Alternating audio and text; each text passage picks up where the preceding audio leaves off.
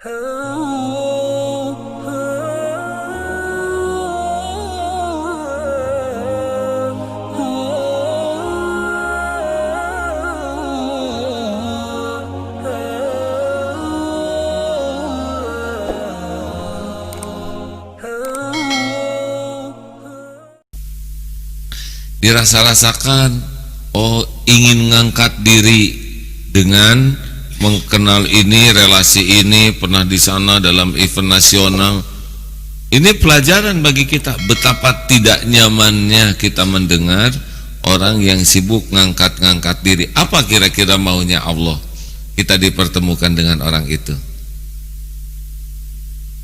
Maunya kita belajar supaya tidak melakukan hal yang sama, atau kita dipertemukan dengan orang yang nyakitin kita, ngejelek-jelekin kita, atau ngomongnya tidak enak, marah-marah kepada kita dengan perilaku yang tidak enak. Apa kira-kira? Kenapa kita ujuk-ujuk dihina di depan orang, diejek di depan orang? Apa kira-kira yang Allah kehendaki? Banyak. Satu, kita bisa belajar dari dia betapa ngomong jelek di depan orang itu nyakitin. Saya tidak mau nyakitin orang seperti dia nyakitin saya. Satu pelajaran. Dua, oh Allah ngelatih kesempatan untuk sabar, tidak membalas keburukan dengan keburukan. Ini kesempatannya, ya. Tahan. Tiga, bisakah kita membalas keburukan dengan sikap baik? Itu kesempatan. Kalau tidak ada yang begitu, kita tidak punya kesempatan untuk idfa billati hiya ahsan, tolak keburukan dengan cara yang lebih baik. Bisakah kita sembunyi-sembunyi mendoakan orang ini karena dia udah nyakitin? Bisa nggak kita keluar doa baik kepada dia? Nah, itu banyak. Jadi setiap kejadian itu tidak ada yang sia-sia, tidak ada yang kebetulan. Jelas hadirin sekalian? Disinilah seninya tafakur. Biasanya kita mencari the black kambing, maksudnya kambing hitam. Kita lebih sibuk mikirin kesalahan orang. Dia orang sombong, dia orang tidak tahu adab, dia tidak tahu etika. Terus apa manfaatnya kita ngomong begitu? Tidak ada. Kita belajar dari tiap orang yang ada di sekitar kita tuh belajar. Ini sankun, naskun sankun, santri kuning, santri wirausaha. Ini satu ruangan itu tempat kita belajar. Perilaku teman-teman tuh belajar kita tuh. Yang rajin, yang malas, yang banyak omong, yang omong doang, ya. BRTT bersih rapi, dia sendiri nggak beres-beres. Catat omdo, nek gitu. Ini teman-teman kita tuh belajar, tempat kita belajar semuanya. Masya Allah. Termasuk kejadian yang sakit. Ini saya nggak tahu kenapa beberapa hari ini jadi tumbuh jerawat begini. Ini pasti izin Allah. Saya mikir kalau lagi ngaca, kenapa Allah ngasih jerawat ke saya, kolot-kolot jerawatan ya? Jangan-jangan saya centil lagi. Kenapa ini? Apa nih? Apa maunya? Kan Allah yang bikin ini. Saya mikir, apa saya kebanyakan makan minyak gitu? Atau saya kurang olahraga? Apa nih yang Allah mau? Kenapa saya seusia begini kok jadi begini? Periksa, pasti ada maunya, ada hikmahnya. Enggak mungkin sia-sia. Mungkin saya tidak seimbang, olahraganya kurang, keringatnya kurang keluar, atau mungkin pola makan saya Allah menginginkan lebih banyak saum. Periksa. Jadi setiap kejadian itu bawanya apa nih kira-kira yang Allah inginkan dengan kejadian ini? Halo, kenapa jadi melongo begini? Coba hilang dompet, apa yang Allah inginkan? Apa Pak? Supaya beli dompet baru, nih sederhana pisan. Kenapa dompet? Dompet hilang kebetulan tidak? Dompet hilang kebetulan tidak? Tidak. Kebanyakan orang kalau dompet hilang pasti mikirin copet kurang ajar. Kalau copet bijaksana, enggak nyopet dia. Kenapa dompet saya yang hilang? Hanya mungkin jarang sedekah, mungkin tidak bayar zakat, mungkin ada hak orang lain yang terambil. Periksa terus periksa. Allah tahu kita sedang mengevaluasi diri kita, muhasabah diri. Nanti Allah bukakan file-file dosa kita itu. Aduh, ini dia, hutang belum dibayar, astagfirullah. Terus dibuka. Jadi setiap kejadian tuh efeknya kita berubah jadi lebih baik. Kalau hanya sibuk nyalahin copet sekarang ngaco-ngaco, iya dari dulu juga ngaco. Terus dibahas itu juga nggak selesai. Kenapa? Apa yang Allah inginkan dengan takdir hilang uang ini? Love story. Aduh, langsung begini. Tahu love story? Kan ada love fail, ya, ada love cartel, ada love story. Menjelang nikah batal. Kira-kira apa nih? Ada yang dia mengkhianatiku, gak ngepek, ada udah selesai batalnya, dan dia sudah menikah dengan yang lain. Apa nih takdir ini? Allah maunya apa? Oh, saya terlalu mencintai dia di atas segala-galanya, dan Allah tahu hati saya hanya dipenuhi oleh dia, bukan Allah. Oh, saya semuanya karena dia. Saya takut kehilangan dia, bukan takut kehilangan kedudukan di sisi Allah. Saya takut kehilangan cintanya, bukan takut kehilangan cinta Allah. Saya berusaha keras untuk dekat dengannya, bukan dekat dengan Allah. Oh, ini dia. Tobatlah. Gimana menghilangkan kepedihan? Bahagia pedih dalam kekuasaan Allah. Kalau Allah tanamkan pedih, yang bisa ngambil pedih juga Allah. Udah istighfar, tobat. Tingkat pedih itu biasanya berbanding lurus dengan tingkat kemelekatan. Makin melekat dengan sesuatu selain Allah, makin pedih. Ya, coba aja perangko. Kalau nempelnya sederhana, diambil nggak robek, benar? Makin nempelnya lekat, diambil robek. Apalagi kira-kira kejadian, sok kita coba tafakuri. Ini teh nggak punya kejadian, hadirin. Sok kira-kira apa? Ikhwan, akhwat, ada kejadian nggak punya kejadian ini teh? Ustaz, hafalan lupa, kebetulan bukan? Aduh, ini hafalan lupa, lagi ngimamin lagi, hilang. Pasti itu peringatan dari Allah. Mungkin niatnya mau pamer hafalan, mau pamer kemerduan suara. Gak gampang ngimamin tuh hadirin, sangat tidak gampang.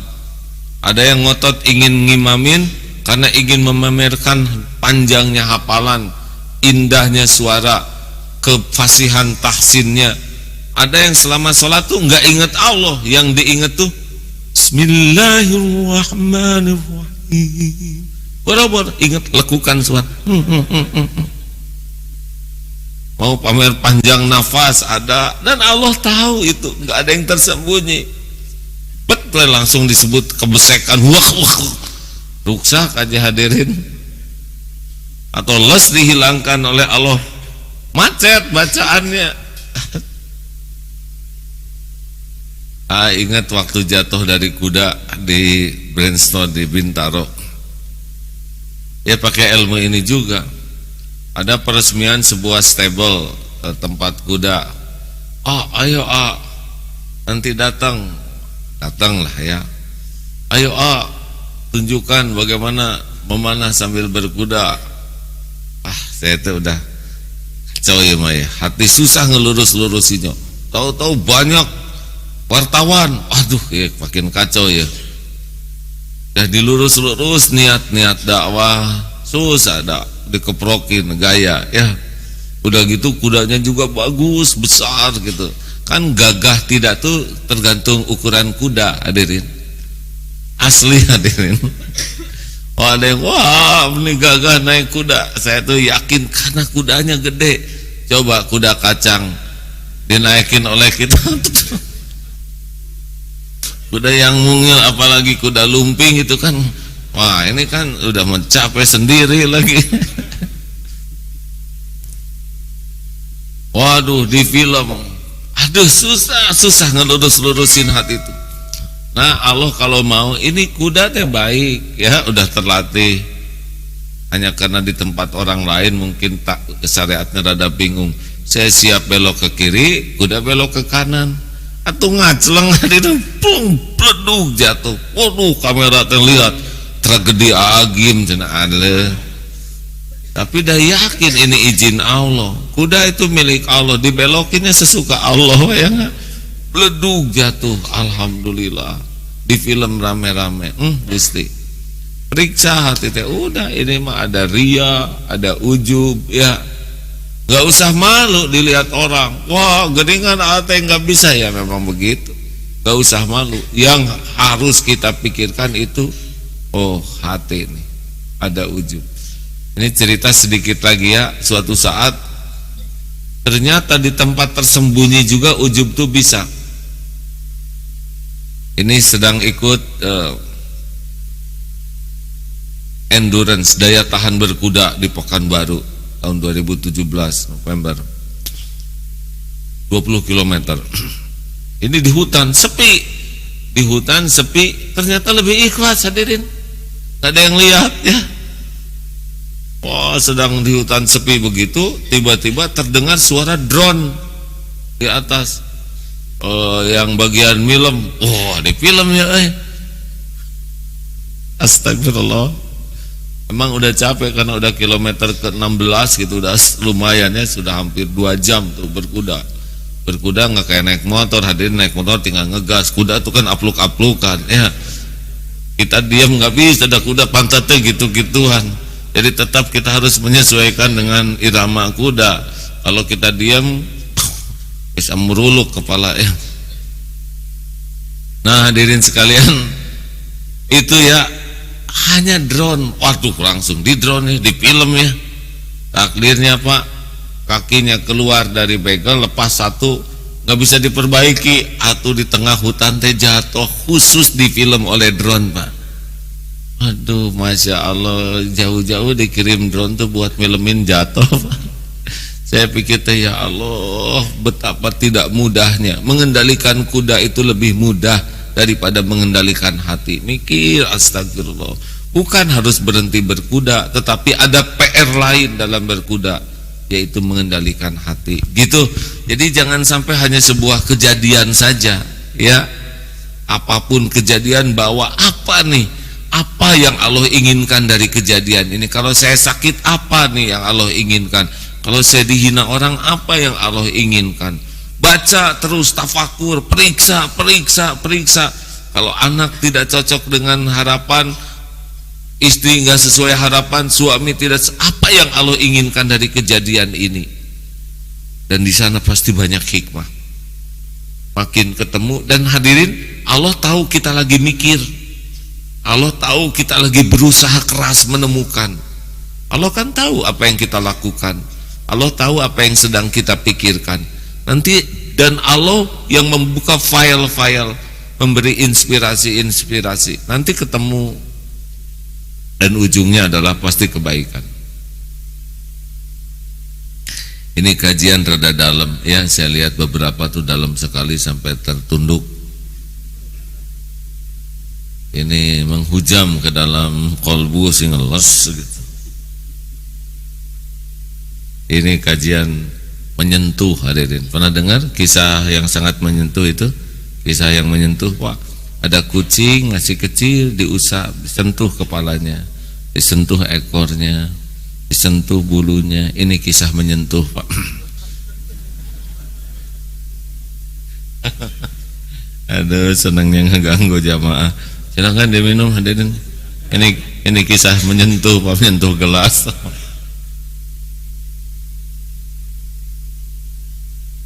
Alhamdulillah ya.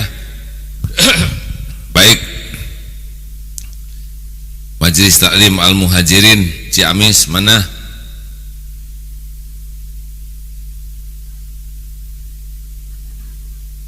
atas. Ibu main celok di sana jarang-jarang. Majelis Taklim Kepulauan 100. Ibu mau berapa? 1000? Cukup 1000? Ya alhamdulillah, enggak mau 100 teh. Di Kepulauan 990 enggak mau tetap. Nanti ditambahin 1000 lagi dari sini ya. BKMM Ciamis. Mana BKMM? Terima kasih Bu.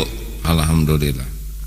Sekarang orang sudah tahu bahwa AAT katanya kajiannya hari Kamis malam Jumat. Jadi Kamis tuh ngebredeg ya, Masya Allah. Semuanya juga izin Allah. Ya baik, pertanyaan silakan. Kalau sebelumnya di masjid ada yang nanya dulu, kalau tidak kita akan nanti kan ya. Dekaci ya. Harus orang lain dulu, harus orang lain, harus yang jarang nanya ya. Kalau nggak ada apa mau nanya nggak boleh susah-susah ya. Ini pagi-pagi nih belum panas mesinnya.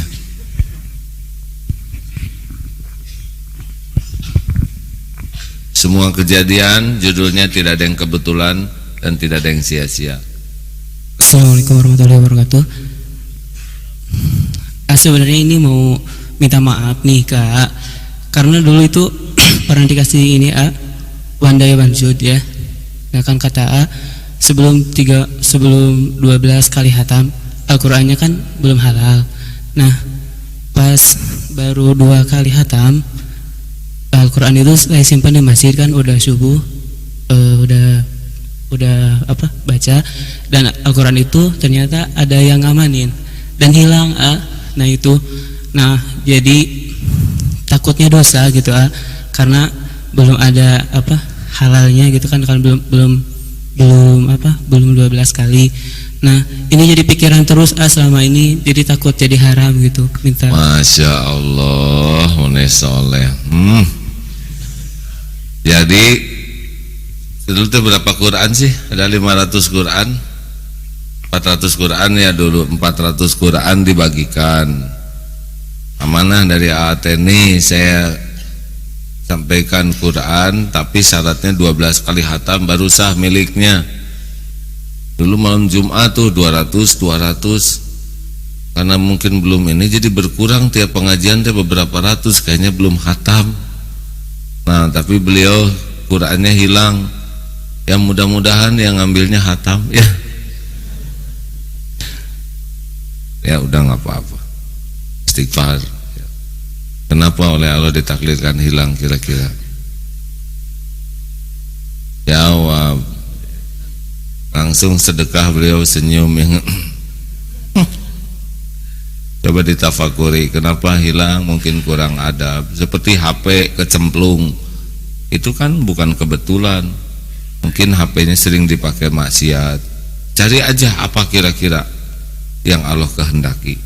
Ya, satu lagi dari ibu-ibu pertanyaan paling belakang. Sesudah ini penelepon yang belum pernah, nanti penelepon yang pernah ya, digilir tertib. Assalamualaikum warahmatullahi wabarakatuh. Waalaikumsalam warahmatullahi wabarakatuh.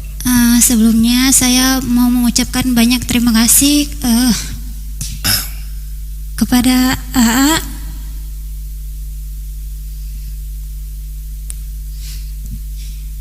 Tarik nafas. Iya. Keluarkan ya. Iya, saya mengenal tauhid itu berkat AA. Alhamdulillah. Iya, awalnya saya sama sekali belum paham tentang Islam, dan hidayah itu datang ketika kuliah di UPI.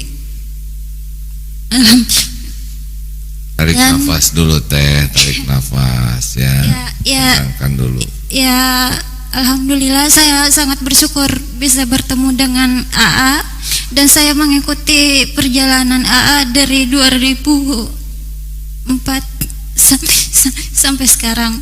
Oh, dari sebelum heboh ya. Iya, saya termasuk orang yang menerima banyak manfaat dari ujian yang AA hadapi. Jadi saya yang diuji, Iya, saya yang manfaatkan. Manis pisan hadirin. Ya, saya masih ingat banget ketika AA ceramah saat menghadapi ujian itu bagaimana saya sangat merasakan dan banyak menerima manfaat. Ketika AA menghadapi ujian itu, saya adalah salah satu orang yang bersyukur dengan adanya ujian itu. Manis hadirin. Benar, itu ujian tuh disyukuri hadirin. Enggak ujian enggak sekolah ya. Ya, dan memang benar bahwa kehidupan itu, kebahagiaan kita itu dengan tauhidnya harus kuat. Ketika hati kita tidak bersandar kepada siapapun kecuali kepada Allah. Dan itu saya dapat ilmunya dari AA. Terima kasih banyak atas ilmunya. Mudah-mudahan AA dan keluarga selalu dijaga oleh Allah. Amin ya rabbal alamin. Yang ingin saya tanyakan, itu teh prolog tadi teh. Ya, sudah lama sebenarnya saya ingin mengucapkan terima kasih kepada AA karena saya merasakan kebahagiaan itu lewat perantara AA yang banyak memberikan ilmu. Terima kasih, alhamdulillahirabbil alamin. Ya, pertanyaannya. Pertanyaannya, untuk saat kita sholat istiqoroh, apakah sholat istiqoroh itu harus diulang-ulang? Ketika sholat istiqoroh pertama kita sudah yakin tentang, kita misalkan ragu dan kita menjauhi hal itu, tapi ternyata hal itu terus mendekati kita, apakah kita harus sholat istiqoroh lagi? Bukan kita, saya ya. Kalau kita saya jadi ikutan ya. Ya, mungkin itu aja. Terima kasih banyak. Assalamualaikum warahmatullahi wabarakatuh. Waalaikumsalam. Tentu beliau tidak ada maksud apa-apa, cuman sedikit saja tentang saya, kami, kita ya. Ini untung aman barusan pertanyaannya. Pernah dulu ada akhwat yang gini, waktu kita tidur malam-malam, aduh ini. Beliau mau tanya doa tidur ya, waktu kita tidur itu kan jadi sensitif. Ada ibu-ibu gini kan, kalau anak kita, setan lebih dramatis hadirin. Itu lebih horor lagi ya. Jadi penggunaan kita itu jadi ngajak yang lain ikutan, harusnya saya atau kami ya, anak kami, berarti saya nggak ikutan. Kalau disebut anak kita jadi heboh lagi. Tentu itu tidak ada maksud ya, hanya menjadi ilmu. Tadi pertanyaannya apa hadirin? Oh iya, jadi memang salah satu adab kita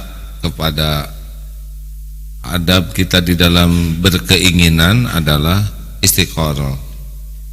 Apakah harus berulang-ulang? Ada ulama yang mengatakan cukup 1, 2 ya.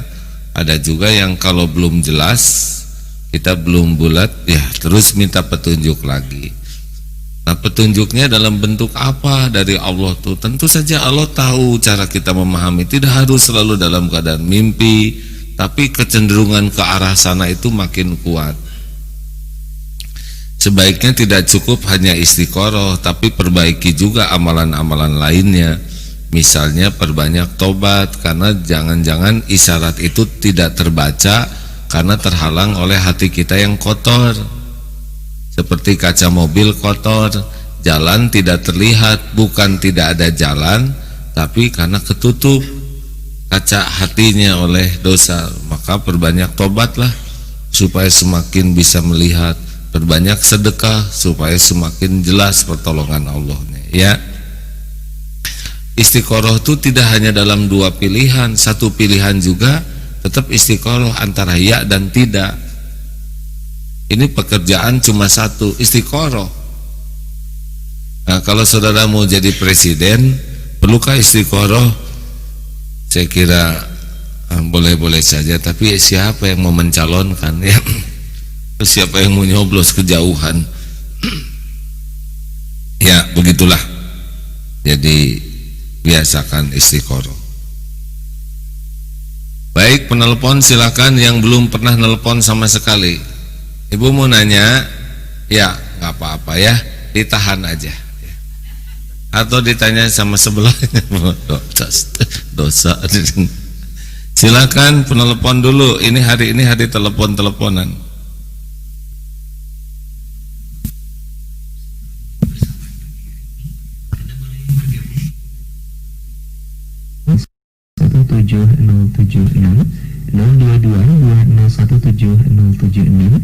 Kami konsentrasikan untuk Anda terlebih dahulu pernah bergabung di kebersamaan program manajemen call Bapak. Silahkan bilang telepon kami 0222017076. Kami masih menantikan keberdian pagi hari ini. Kita akan rasakan sudah bergabung ya.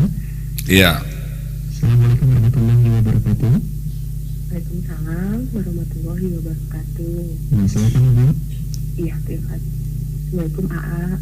Waalaikumsalam warahmatullahi wabarakatuh. Dengan siapa, dari mana Bu? Saya Dini, di Cimahi. Sehat? Alhamdulillah sehat Bu. Aduh, kumaha Ibu sehat?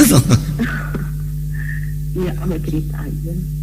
Masalah tadi ceramahnya, banyak hikmah dari kejadian. Bu, suaranya harus lebih keras sedikit ya. Iya.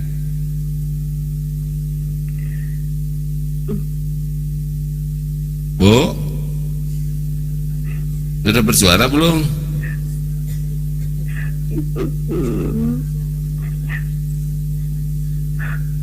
Jadi cerita mungkin ini terima kasih buat ceramah-ceramah yang bikin saya lebih tenang.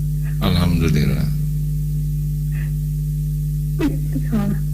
Ketika Maria datang, saya ingat mengenal perbaiki diri dulu. Tidak mengingat keburukan. Terima kasih kembali Bu sudah menyimak ya. Ada yang bisa dibantu Bu? Doanya aja. Kenapa saya jadi lagi sakit? Karena emang sama-sama di luar kota. Terus ya antara pikiran anak dan suaminya karena yang terbagi. Saya mungkin terlalu fokus sama suami, sehingga Allah berikan saya juga sakit. Jadi kami semua sakit. Ya Allah, semoga Allah menyembuhkan ya Bu. Syafakillah untuk Ibu dan untuk keluarga Ibu. Illa syifa wa syifa. Ya, semoga disembuhkan semuanya ya Bu. Allah Maha mendengar, pasti ada hikmahnya kan? Iya betul, betul. Mungkin karena saya terlalu fokus sama masalah yang lain, sehingga Allah beri sakit pada saya, sehingga saya pun harus memikirkan yang lebih penting. Iya, sok atuh ya. Terima kasih ya Bu ya. Salam buat keluarga ya. Banyak baca Quran di rumah. Waalaikumsalam warahmatullahi wabarakatuh. Dua lagi. Nah ini jamaah di masjid daripada nganggur gitu, zikir. Yang nelpon belum ada ya, yang ngomong belum bunyi. Ya kalau sing harulang nggak kelihatan dari depan teh. Mau nyari apa, mending wirid. Hadirin astagfirullah. Jangan terlalu keras kalau istighfar ya, sukanya sing pas. Astagfirullah. Ya, penelpon. Baik, kembali kami buka kesempatan untuk Anda sahabat MJ di pagi hari ini. Yang telepon kami di 0222017076. Kita sapa kembali sudah bergabung. Assalamualaikum warahmatullahi wabarakatuh. Waalaikumsalam warahmatullahi wabarakatuh. Silakan Bapak. Ya, Assalamualaikum Pak. Waalaikumsalam warahmatullahi wabarakatuh. Iya. Halo. Halo. Ini saya minta mohon doanya Pak. Gimana Pak? Siapa dari mana? Saya pagi itu di Cimahi Kan? Cimahi. Di Cimahi. Dekat dengan ibu tadi enggak? Ya? Dekat dengan ibu yang nelpon tadi enggak? Enggak Pak. Oh, tenang atuh. Enggak, tenang ya. Nggak bisi sebelahan. Sok atuh Pak, gimana Bapak teh? Ya saya minta doanya Pak, karena istri saya meninggal beberapa yang lalu. Siapa Pak? Istri saya.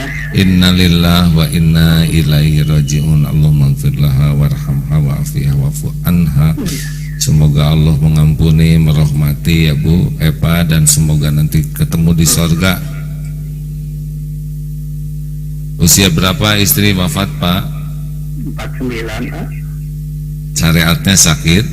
Sakit pulang sekolah diangkut ya. Maaf bagaimana Pak? Sakit? Pulang ngajar sekolah. Pulang ngajar, diangkut? Iya, diangkut pingsan gitu. Pingsan. Itu tidak terduga oleh Bapak begitu? Nggak ada apa-apa. Jadi pergi dari rumah mah biasa aja gitu? Biasa saya antar ke sekolah. Bapak antar ke sekolah, pas pulang Jam berita itu jam 5 sore dari anak sekolah yang memberitakan ya istri saya pingsan diangkut. lalu Ya saya terus ke sana di klinik itu ya udah meninggal. innalillah. Iya Pak, pasti berat bagi Bapak ya awalnya ya. Ya berat besar Pak, sampai sekarang juga saya belum bisa melupakan kamu gitu. Ya saya bisa memahami Pak, karena ini termasuk yang sangat tidak diduga ya Pak ya. Betul Pak. Bagaimana cara Bapak menerima takdir ini? Ya saya pastinya mendekatkan pada Allah aja Pak, itu aja. Bapak yakin bahwa ini sudah garis yang ditetapkan Allah? Pasti yakin Pak. Ya, bahwa istri Bapak memang waktunya sudah ditetapkan hanya sampai waktu itu? Iya Pak. Yakin ya bahwa ajal itu ditetapkan? Iya. Memang keyakinan ini membantu kan ya Pak ya? Iya. Walaupun pasti ada sedih, pasti itu manusiawi sekali. Iya. Bagaimana Bapak mengatasi kesedihan ini? Ya saya istilahnya sekarang ya mendekatkan kepada Allah aja. Iya, benar sekali Pak. Karena hati Bapak dibulak-baliknya oleh Allah, sedih juga dengan izin Allah, tenang juga dengan izin Allah. Ala bizikrillah tatmainnul qulub. Camkan hati akan tentram dengan mengingat Allah. Hanya dengan mengingat Allah. Banyak baca Quran, banyak sholat, banyak di masjid, ya Pak. Insyaallah. Pak, Ya. saya dan teman-teman turut berbela-sungkawa, ya Pak ya. Insya Allah kalau Bapak ridho dengan takdir ini, Allah ridho. Paman rodiya falahur ridho. Barang siapa yang ridho dengan takdir yang Allah tetapkan, Allah pun ridho kepadanya. Baru seminggu ya Pak? Udah lama Kan? Nah udah lama pernah dijemput juga waktu masih pesantren ini masih bilik itu Pak. Oh, Bapak dulu pernah jemput waktu pesantren ini masih bilik? Iya pernah Pak. Masya Allah, Alhamdulillah. Saya juga pernah tuh di lapang waktu sebelahnya. Di lapang? Masih lapang Pak. Iya. Pasti jamaah bingung sekarang, udah mah bilik, lapang, memang sudah tidak ada sekarang di sini. Iya. Pak, anak-anak gimana? Ya Pak. Anak-anak? Alhamdulillah yang gede sekarang baru tamat kuliah tinggal wisuda. Alhamdulillah. Bisa ridho juga terhadap takdir ini? Alhamdulillah Pak, anak-anak bisa menerima. Cuma saya belum bisa melupakan penuh gitu. Ya, saya bisa mengerti sekali Pak. Kalau tiba-tiba tidak ada tuh ya, ini lebih berat. Sing banyak itikaf aja di masjid Pak. Insya Allah Pak, saya sebenarnya ini lagi ngurus masjid Pak. Aduh, lagi ngurus masjid. Pak, nunggu masjid udah lama itu. Ya bagus sekali. Udah, supaya tidak terlalu sedih kalau di rumah, di masjid saja ya. Iya. Apa hikmahnya Pak dengan istri tiba-tiba wafat seperti ini? Ya semuanya bagi saya ya mendekatkan ini Pak, tuh siang malam gitu intinya. Iya. Apa hikmah yang bisa Bapak sampaikan kepada pendengar dengan istri berangkat sehat, pulang sudah tiada ini? Intinya bahwa maut itu tidak diduga, istilahnya untuk siap-siap aja untuk mati itu tidak diduga gitu Pak. Macam saya alami ini ya tidak nyangka gitu saja ya. Makanya setiap pertemuan itu harus terjaga kualitasnya ya Pak ya. Iya jelas Pak. Jangan sampai kata-kata terakhir dalam pertemuan kata-kata yang kita sesali. Ya, iya. Insya Allah kalau Bapak mah ada kenangannya mungkin indah ngebonceng ke sana ya. Tapi tidak sedikit ada yang berangkat ke kantor dengan kata-kata terakhir yang kurang nyaman. Nanti bisa disesali. Nah mudah-mudahan saja adanya telepon dari Bapak ini membuat kita lebih siap wafat kapanpun juga siap dengan perpisahan dengan keluarga kapanpun juga. Iya. Dan kita harus sangat mengisi kebersamaan kita ini dengan sebaik-baiknya sehingga kalau ada takdir perpisahan mendadak tetap yang terakhir itu adalah yang baik-baik ya. Iya insyaallah. Benar gitu kan Pak? Iya betul Pak. Ada yang Bapak sesali atau sedih enggak mengingatnya? Ya sedih sih sedih, tapi udah gimana, udah selanjutnya saya menerima aja dengan segala senang keikhlasan saya gitu. Ya. Semoga Allah menguatkan iman, memberikan nikmat ibadah ya Pak kepada Bapak dan membukakan hikmah dari semua ini Ya. dan memberikan takdir terbaik untuk Bapak. Terima kasih Pak. Ya sama-sama. Ini usia saya Pak sama dengan AA. Usianya sama. Sama. Alhamdulillah. Jangan-jangan kita kembar Pak. Ya baru bulannya aja. Oh iya. Bapak lahir bulan apa? Jadi pengen tahu. Kan? September. Oh jauh atau saya Januari Pak. Dek, sing sabar ya Dek ya. September 62 sama gitu. Januari Pak nggak akan bisa nyusul sampai kapanpun ya Pak. Ngehibur sedikit Pak. Makasih aja doanya Pak. Ya Dek, sing sabar ya Dek. Ya. Nuhun ya Pak. Salah. Lucu teh gini ya, kalau dulu kan ada pelatihan pensiunan di Darul Tauhid udah 20 tahun. Dulu lihat pensiunan teh aki-aki pisan. Lama-lama sekarang jadi seumur yang mau pensiunan teh. Sahabat-sahabat, insya Allah 2 tahun yang akan datang adik-adik sekalian hadapi pensiun ini sebaik-baiknya karena mereka lebih muda. Sekarang teman-teman saya yang masuk akabri tahun ini habis dengan tahun depan. Untung nggak jadi masuk akabri, kalau nggak pensiun. Yai mentaya pensiunan. Ya silakan terakhir penelpon bebas. Baik, silakan sahabat MK, satu kesempatan kembali kami buka untuk Anda yang akan bersilaturahim di pagi hari ini di line telepon 022. Nanti akan bacakan ini nih tentang benar dan merasa benar ya. Bagus ini tulisan ini. Kita sapa Ada? kembali yang sudah bergabung di pagi hari ini. Assalamualaikum warahmatullahi wabarakatuh. Assalamualaikum warahmatullahi wabarakatuh. Waalaikumsalam warahmatullahi wabarakatuh. Pak. Assalamualaikum. Waalaikumsalam warahmatullahi wabarakatuh. So. Halo. Halo. Pak, Bapak dengar di mana ini? Assalamualaikum. Waalaikumsalam warahmatullahi wabarakatuh.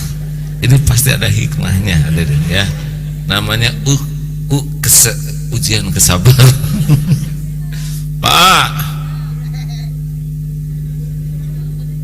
Bapak. Tenang.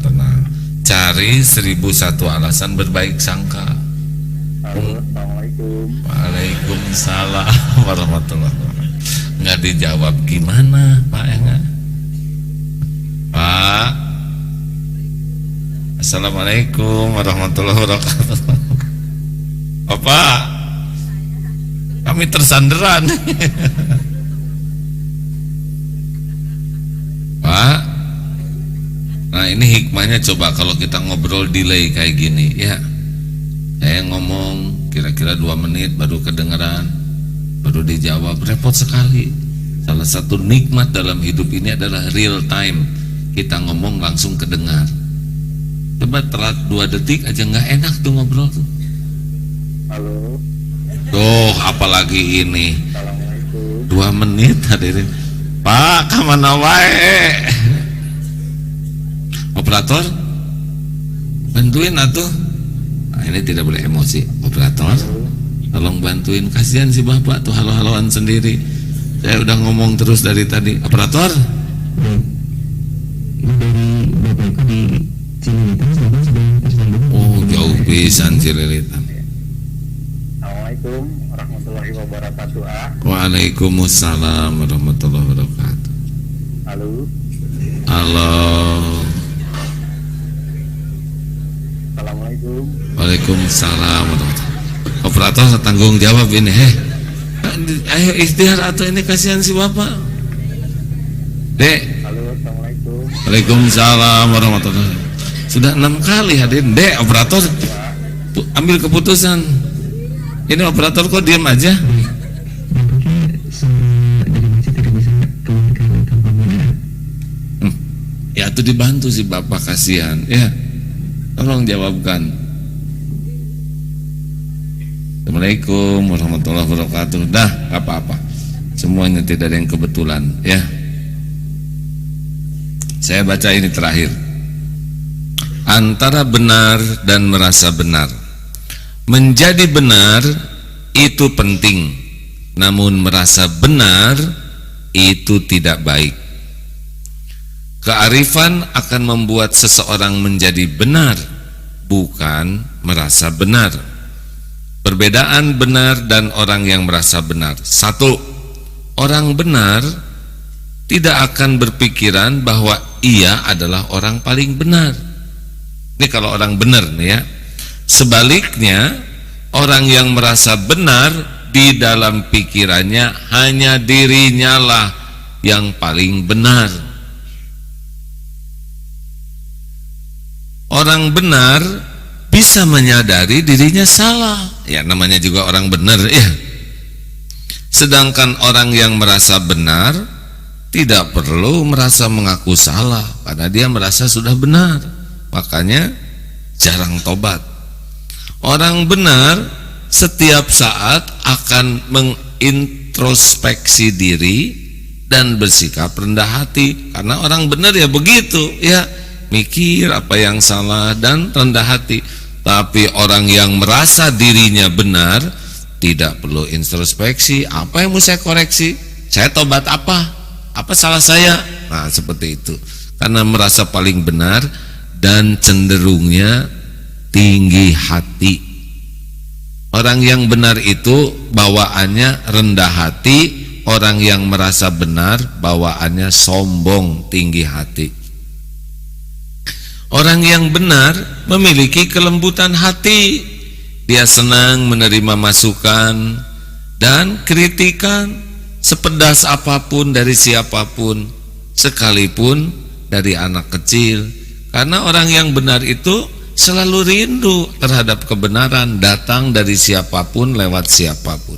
Tapi orang yang merasa benar, hatinya keras sekali, sulit menerima masukan, nasihat, apalagi kritikan. Lah namanya juga orang sombong, merasa paling benar.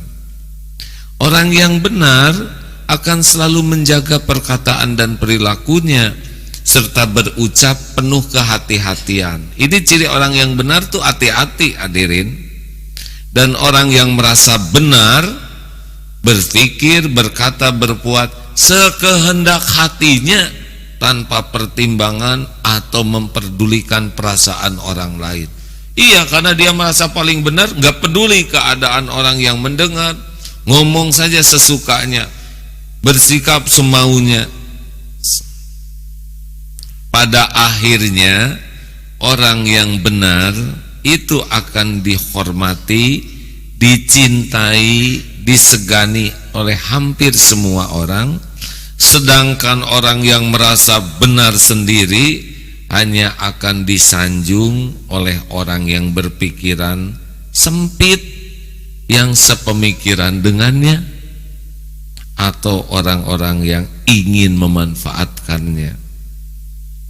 Mari kita terus evaluasi diri untuk menjadi benar, agar tidak selalu merasa benar.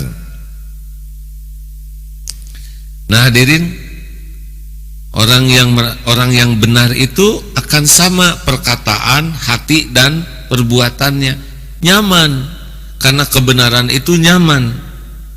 Tapi orang yang merasa benar, dia tidak akan nyaman dengan dirinya, emosi, akibatnya orang-orang di sekitarnya tidak nyaman. Tapi kenapa itu Garong, Raja Garong kok ada yang menghormati, yaitu anak buah Garong? Karena sudah sefrekuensi, yaitu geng Garong, Pak Garong-Garong. Atau yang mungkin sebel sama bosnya, tapi karena dapat sesuatu dari bosnya ini. Ada pejabat koruptor, kelakuannya jelek, tapi tetap dihormati. Kenapa? Oleh yang sama-sama dapat keuntungan dari korupsi bos itu. Atau orang yang takut oleh bos itu hormat palsu. Benar? Ada rasa hormat, cinta, segan itu hanya kepada orang yang sidik, orang yang benar. Ingat, tingkatan orang yang diberi nikmat itu 4. 1, Nabiyyin. Baca saja ayatnya Ustaz, masih ada 1 menit ya, supaya kita tahu bahwa kalau kita minta ihdinas siratal mustaqim siratal ladzina an'amta alaihim, nah ini yang diminta nih. Silakan Ustaz. Surat An-Nisa surat keempat ayat 69 sampai 70. A'udzu billahi minasy syaithanir rajim. Wa man yuti'illaha war rasul fa ulaika ma'al ladzina an'ama Allahu 'alaihim فأولئك مع الذين أنعم الله عليهم من النبيين والصديقين والشهداء والصالحين وحسن أولئك رفيقا ذلك الفضل من الله وكفى بالله عليما. Dan barang siapa menaati Allah dan Rasulnya Muhammad, maka mereka itu akan bersama-sama dengan orang-orang yang diberikan nikmat oleh Allah, yaitu para nabi, para pecinta kebenaran, orang-orang yang mati syahid, dan orang-orang soleh. Mereka itulah teman yang sebaik-baiknya. Yang demikian itu adalah karunia dari Allah, dan cukuplah Allah yang maha mengetahui. Nabiyyin, sidiqin, syuhada, dan solihin. Nah di sini sidiqin itu orang yang benar itu, Masya Allah, lebih tinggi dari solihin, lebih tinggi dari syuhada, di bawahnya Nabi. Terima kasih. Doa akhir majlis, subhanakallahumma wa bihamdika asyhadu an la ilaha illa anta astaghfiruka wa atubu ilaik. Assalamualaikum warahmatullahi wabarakatuh.